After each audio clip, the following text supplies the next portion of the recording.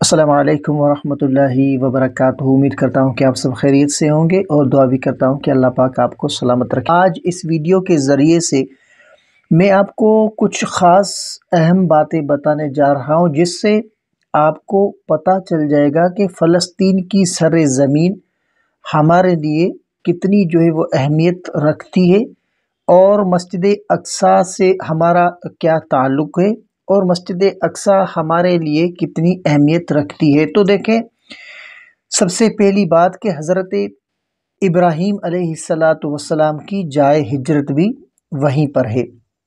اس کے بعد آ جاتا ہے حضرت زکریا علیہ السلام کی عبادت گاہ بھی یہی ہے۔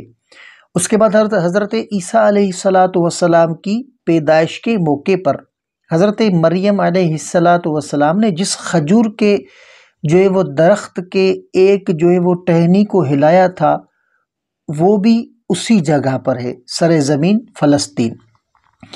حضرت سلیمان علیہ السلام کے دور کا دارالحکومت یہی تھا، یہی سے آپ فلسطین سے پوری دنیا پر حضرت سلیمان علیہ السلام آپ حکومت کرتے تھے۔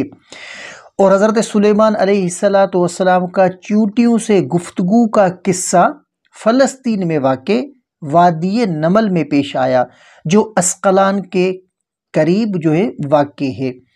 حضرت داؤد علیہ السلام کی عبادت گاہ یہی تھی۔ فلسطین انبیاء اکرام علیہ السلام کی جائے سکونت رہا ہے۔ حضرت عیسیٰ علیہ السلام کی والدہ حضرت مریم علیہ السلام کی پیدائش بھی وہیں پر ہوئی تھی۔ نماز کے فرض ہونے کے بعد ابتدا میں قبلہ اول بیت المقدس کی طرف تھا۔ جب حضور اکرم علیہ السلام نے مدینہ طیبہ ہجرت فرمائی تو حضرت جبرائیل علیہ السلام تشریف لائے اور حکم دیا کہ اب بیت المقدس کے بجائے بیت اللہ کی طرف آپ کا قبلہ ہے۔ قیامت سے قبل حضرت عیسیٰ علیہ السلام شام میں آسمان سے ایک سفید وہ مینارے پر اتریں گے اور فلسطین میں باب لد کے قریب دجال کو قتل کریں گے۔ اس کے بعد جب بنی اسرائیل نے حضرت عیسیٰ علیہ السلام کو قتل کرنا چاہا تو اللہ تعالیٰ نے انہیں یہیں سے اپنی طرف اٹھایا۔ دوسری بار سن 583 ہجری میں سلطان صلاح الدین ایوبی رحمۃ اللہ علیہ نے اسے فتح کیا، اور یہ جمعے کا دن تھا۔ فلسطین اور شام میں لگ بھگ 5000 صحابہ کرام رضی اللہ تعالی عنہم شہید ہوئے ہیں، جو بیت المقدس کو فتح کر کے اسے رومیوں کے ظلم سے آزاد وہ کرنا چاہتے تھے۔ یہ شہداء انبیاء اکرام علیہ السلام کی سر زمین ہے۔ حضرت عمر رضی اللہ تعالی عنہ نے اپنے خلافت کے زمانہ میں فلسطین کے علاوہ کسی ملک یا شہر کی فتح کے موقع پر مدینہ منورہ سے باہر نہیں نکلے، البتہ فلسطین کے فتح کے موقع پر وہ خود تشریف لائے اور صلح کر کے اسے فتح کیا، یہاں وہ نماز پڑھی، چابیاں وصول کی۔ اس وقت رومیوں کے ظلم سے عیسائیوں کو نجات دلوائی۔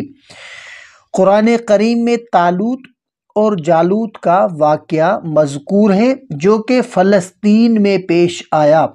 مسجد اقصیٰ کی اہمیت حرمین شریفین مکہ مکرمہ اور مدینہ منورہ کی طرح ہے۔ اللہ تعالیٰ نے وہ مکہ مکرمہ و مسجد و اقصیٰ مقدمہ دونوں مقامات کا ایک ہی جگہ تذکرہ فرمایا۔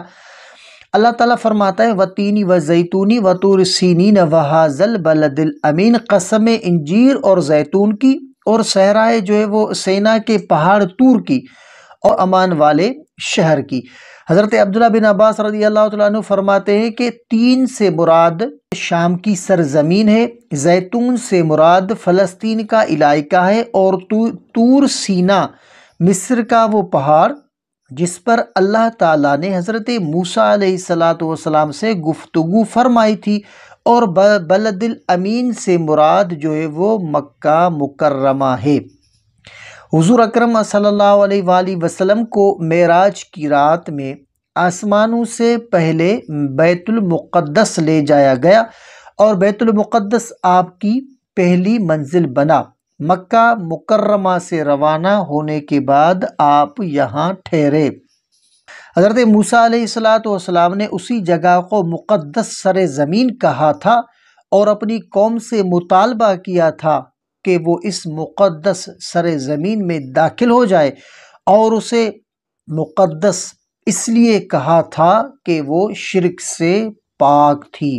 یہی انبیاء اکرام علیہ السلام کو نماز پڑھائی، کیونکہ بیت المقدس انبیاء علیہ السلام کی جائے قیام ہے۔ حضرت ابوبکر صدیق رضی اللہ تعالیٰ عنہ جب خلیفہ بنے تو انہوں نے جزیرہ عرب میں جو ہے وہ مرتد ہونے والے لوگوں کے مقابلہ کے لیے لشکر جو ہے وہ بھیجے تاکہ انہیں صحیح اسلام کی طرف لوٹائے۔